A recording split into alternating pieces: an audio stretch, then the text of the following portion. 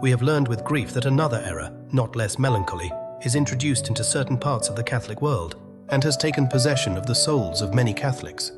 Carried away with a hope for the eternal salvation of those who are out of the true Church of Christ, they do not cease to inquire with solicitude, what shall be the fate and the condition after death of men who are not submissive to the Catholic faith? Seduced by vain reasoning, they make to these questions replies, conformably to that perverse doctrine. Far from us, venerable brothers, to lay claim to put limits to the divine mercy which is infinite. Far from us to scrutinize the counsels and mysterious judgments of God, unfathomable depth where human thought cannot penetrate.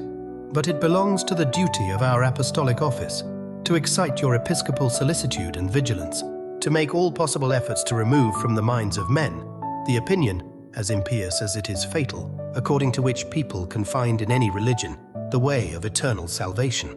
Employ all the resources of your minds and of your learning to demonstrate to the people committed to your care that the dogmas of the Catholic faith are in no respect contrary to the divine mercy and justice. Faith orders us to hold that out of the Apostolic Roman Church no person can be saved, that it is the only ark of salvation, and that whoever will not enter therein shall perish in the waters of the deluge. On the other hand, it is necessary to hold for certain that ignorance of the true religion, if that ignorance be invincible, is not a fault in the eyes of God. But who will presume to arrogate to himself the right to mark the limits of such an ignorance, holding in account the various conditions of peoples, of countries, of minds, and of the infinite multiplicity of human things? When delivered from the bonds of the body, we shall see God as he is. We will comprehend perfectly by what admirable and indissoluble bond the divine mercy and the divine justice are united.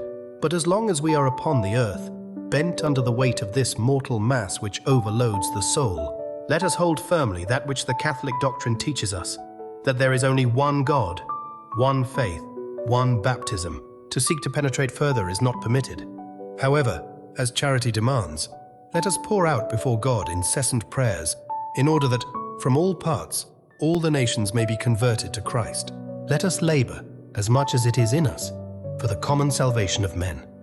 The arms of the Lord are not shortened, and the gifts of the heavenly grace are never wanting to those who sincerely wish for them, and who beg for the assistance of that light. These truths should be deeply engraved on the minds of the faithful, that they may not suffer themselves to be corrupted by false doctrines, the object of which is to propagate indifference in matters of religion, an indifference that we see growing up and spreading itself on all sides, to the loss of souls